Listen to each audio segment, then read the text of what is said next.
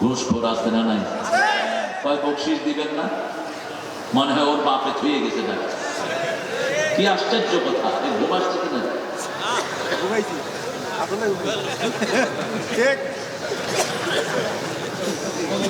হ্যাঁ, শুধু জরিমানা না, পানি মেরে দেবে। হ্যাঁ, ঠান্ডা পানি। আপনাদের ঘুম আসতেছে? চলেন একসাথে ঘুমাই। আপনারা ঘুমাইলে তো আমি আগে শুয়ে পড়বো। আমি অনেক ক্লান্ত, আপনাদের প্রবলেম নিতে চাই না। জোর করে আসলে রাখছে ক্লান্তিকর প্রোগ্রামগুলো আল্লাহ কবুল করুন। আমার ভাই বলেছেন না আসলে বড় ক্ষতি হতো আমাদের।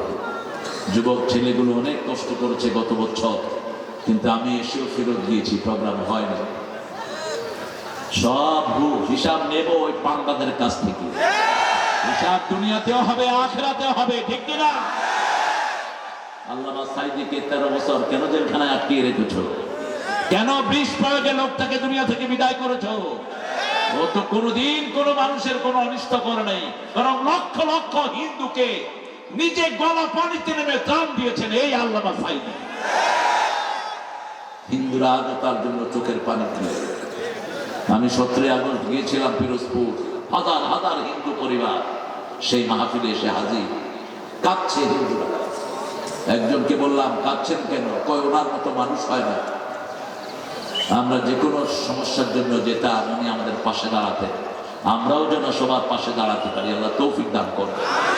আমরা কাউকে গরিব হিসাবে ঘৃণা করব না, অন্য ধর্মের হিসাবে তাকে ফেলে দেব না। তার ঘরে ভাত নাই, ঘরে ভাত পৌঁছিয়ে দেবো, ঠিক না ঠিক? তার গায়ে কাপড় নাই, এই যে শীত আসতেছে তার গায়ে কাপড় দিয়ে দেব। তা না হলে কিয়ামতের ময়দানে আল্লাহ বলবেন আমি ক্ষুধার্ত ছিলাম, তুমি আমাকে খাওয়াও নাই।